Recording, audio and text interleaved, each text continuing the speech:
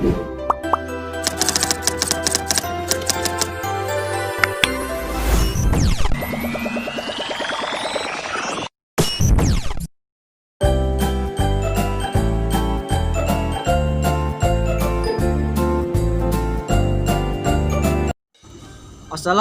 warahmatullahi wabarakatuh. Perkenalkan, nama saya Abdillah Darajat, NIM 191221069, kelas manajemen. Saya dari kelompok 1 semester 3.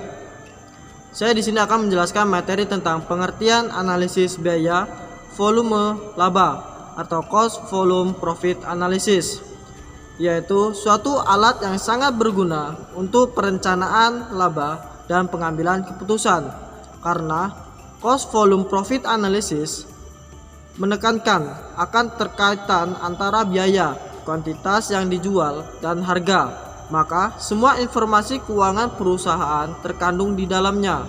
Dan untuk mengidentifikasi permasalahan hubungan dengan perencanaan penjualan dan membantu perusahaan dalam memecahkan masalah perusahaan tersebut.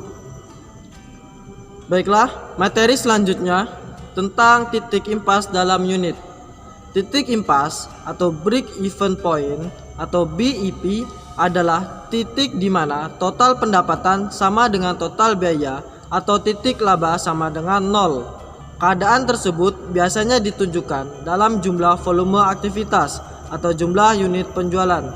Titik impas dapat dirumuskan melalui dua pendekatan, yaitu titik impas dalam jumlah unit penjualan dan titik impas dalam rupiah atau dolar penjualan. Titik impas dalam unit penjualan dihitung dengan cara membagi biaya tetap total dengan margin kontribusi per unit. Baiklah, materi selanjutnya akan dijelaskan oleh rekan saya, Wahyu Subagio. Assalamualaikum warahmatullahi wabarakatuh. Perkenalkan, nama saya Wahyu Subagio, NIM 191221084, kelas 3 RSF Manajemen semester 3 dari kelompok 1. Di sini saya akan menjelaskan tentang penggunaan pendekatan laba operasi dalam analisis CVP. Laporan laba rugi yang disusun dengan pendekatan variable costing merupakan alat yang berguna bagi manajemen untuk mengorganisasi biaya perusahaan ke dalam kelompok biaya tetap dan biaya variabel. Laporan laba rugi dengan pendekatan variable costing dapat dinyatakan dengan persamaan sebagai berikut. Laba operasi sama dengan pendapatan penjualan dikurang beban variabel dikurang beban tetap. Baiklah, materi selanjutnya adalah penjualan dalam unit yang diperlukan untuk mencapai target laba. Biasanya, perusahaan ingin mendapatkan laba operasi di atas 0. Analisis CVP menyediakan cara untuk menentukan berapa unit yang harus dijual untuk menghasilkan target laba tertentu. Target bisa ditentukan dalam jumlah uang rupiah, dolar, ataupun persen. Pendapatan penjualan adalah harga dikali dengan kuantitatif yang terjual. Sedangkan target laba setelah pajak, umumnya pajak dihitung sebagai persentase dari laba. Laba setelah pajak dihitung dengan mengurangkan pajak dari laba operasi tertentu. Rumusnya, laba bersih sama dengan laba operasi dikurang pajak penghasilan, sama dengan laba operasi dikurang dalam kurung tarif pajak dikali laba operasi, sama dengan laba operasi dalam kurung 1 dikurang tarif pajak, atau laba operasi sama dengan laba bersih dibagi dalam kurung 1 dikurang tarif pajak. Baiklah, penjelasan selanjutnya akan disampaikan oleh rekan saya, Evita Frema Gustian.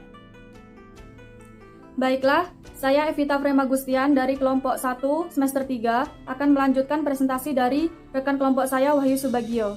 Di sini saya akan menjelaskan tentang hubungan antara pendapatan, biaya variabel, margin kontribusi, dan biaya tetap. Untuk menghitung titik impas dalam dolar penjualan, biaya variabel didefinisikan sebagai suatu persentase dari penjualan, bukan sebagai sebuah unit yang terjual. Adapun analisis multiproduk, yaitu analisis biaya, volume, laba, cukup mudah diterapkan dalam pengaturan produk tunggal. Namun kebanyakan perusahaan memproduksi dan menjual sejumlah produk atau jasa, walau lebih kompleks namun pengoperasiannya tidak berbeda jauh dibandingkan dengan produk tunggal. Untuk yang terakhir, margin pengaman, margin of safety, unit yang terjual atau pendapatan yang diharapkan diterima yang melebihi volume impas. Contoh, Jika volume titik impas perusahaan adalah 200 unit dan perusahaan saat ini menjual 500 unit, maka margin pengamannya adalah 300 unit atau 500 dikurang 200 unit. Atau dalam pendapatan penjualan, apabila titik impas adalah $200 dan pendapatan saat ini adalah $350, maka margin pengaman adalah $150. Sekian presentasi dari saya mewakili kelompok 1. Terima kasih. Assalamualaikum warahmatullahi wabarakatuh.